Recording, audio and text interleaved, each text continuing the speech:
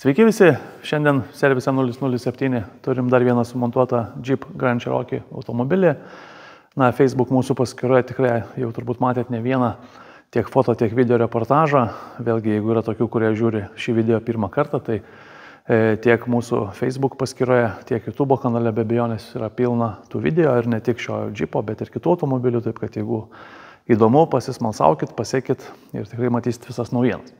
O grįžtant prie Jeep Grand Cherokee, tai yra 2019 metų modelis, 3.6, 5 staras. Tas modelis, apie kurį legendos sklando, kad jisai nevažiuoja, kad trūkčioja, kad dėžė smūgiuoja, taip toliau ir panašiai, ir ten su dujomis yra problema ir taip toliau ir panašiai.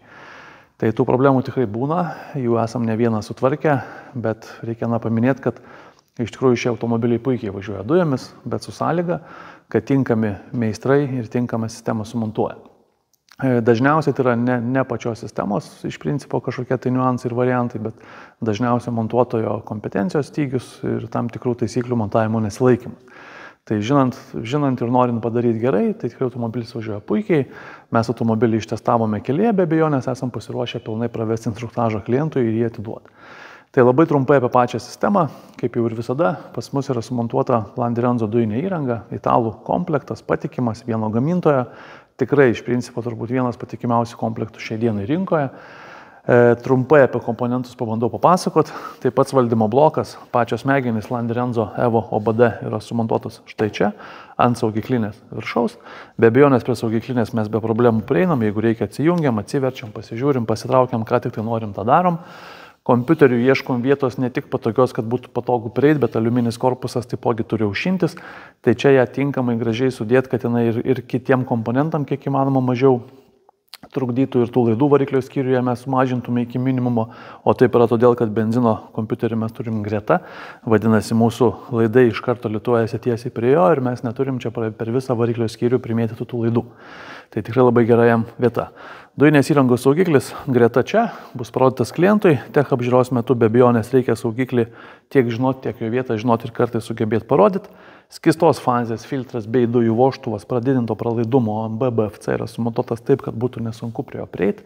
Aptarnavimą padaryti, išvalyti vožtuvą. Vėlgi reikia paminėti, kad aptarnavimai yra kas 1 metus ir kas 15 000.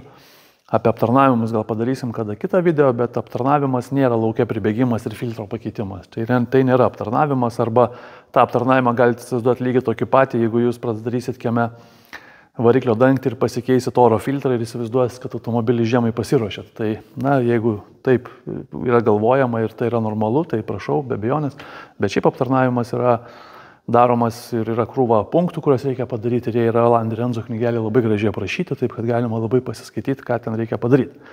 Tai grįžtant prie variklio skyriaus, OMB skystos fazės filtras bei dujų vožtuvas, dujinės fazės filtras taipogi sumontuotas specialus su surinkimu tam, kad kiek įmanoma daugiau dervų surinktume. Slėgio daviklis, dujiniai purkštukai Landirenzo grupiai priklausantis AEB plus yra sumontuoti po variklio dangčiu. Dujas mes paduodame iš abiejų galų į purkštukus tam, kad turėtume vienodą slėgį juose ir galėtume labai idealiai ir preciziškai sukalibruoti kuro mišinius įvairiose važiavimo režimuose. O patį reduktorių Landirenzo Li10 Turbo Oversize, patį galingiausią ir našiausią dujų reduktorių mes sumontavom vairuotojo pusėje netoli apatinio lonžerono.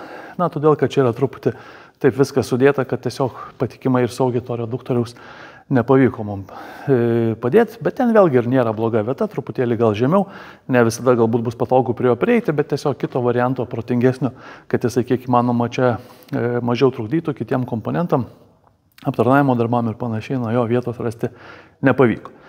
Apie Landirenzo dujinės įrangos montavimą servise 007 reikia ir paminėti ir tai, kad darbus atliekame pagal aukščiausius gamintojo standartus, reikalavimus. Paprastai tie patys reikalavimai yra taikomi montuojant į naujus automobilius dujinę įrangą. Tai dujinės įrangos laidynas yra sugrupuotas, įvilktas į apsauginės gofras, kurios yra izoliuojamos. Labai panašiai atrodo ir šiaip originalus variklio skyriaus laidynas. Be abejonės kiekvienas kontaktas yra lituojamas, apsaugomas termokembrikais su klijais. Tam, kad tų kontaktų ir problemų nebūtų, yra naudojamos spyruoklinės sąvaržos, apsauginės gofros, specialūs tikoeminiuose vėlgi montavimuose naudojami laikikliai. Ir visas tas komplektas yra sumontuojamas taip, kad kiek įmanoma mažiau tų problemų būtų tiek be abejonės automobilį vairuojančiam asmeniui, tiek natūraliai ir mums. Tai apie variklio skyrių, ką norėjau papasakoti, būtų tiek. Dujų perjungimo mygtukas, na čia kaip visada yra montuojamas ten, kur jo pagidauja klientas. Šiuo atveju labai gerą vietą turime štai čia, padarysiu nuotrauką, tai nuotraukų albume pridėsiu nuorodą į nuotraukų albumą, jūs jį galėsite rasti, iš arčiau pasižiūrėti. Pildymas prie benzino užpildymo vietos, vėlgi pakankamai tvirtai, lengvai pildosi, truputėlį išneštas, kad lengviau pusletas pasijungtų, tai gražiai atsidarom, iš karto pilamės, dangtelį norim dedam, norim nededam, jeigu pasižiūrėsim benzino dangtelio, na jo čia net ir nėra. Bet kadangi jisai čia telpa, tai tiesiog dėl estetikos mes jį ir paliekam, gražiai užsidaro ir lieka. Na, dujų balionas atsarginio rato vietoj, be abejonės, kitokių čia variantų turbūt svarstyti nėra ko. Viskas gražiai ir lygiai užsidaro. Ir balionas yra sumontuotas kokybiškas, Bormech 80 litrų. Greta aplinkų yra daiktadėžės, kur galėsim susidėti daiktus. Ten šį bei tą dar taupant vietą bagažinę išnaudoti. Gražiai užsidaro, užsidengia ir lieka. Tai va, tai tiek apie Jeep Grand Cherokee automobilius, tiek 3.6, tiek RT, tiek SRT, tikrai visokiausiai esam primontavę.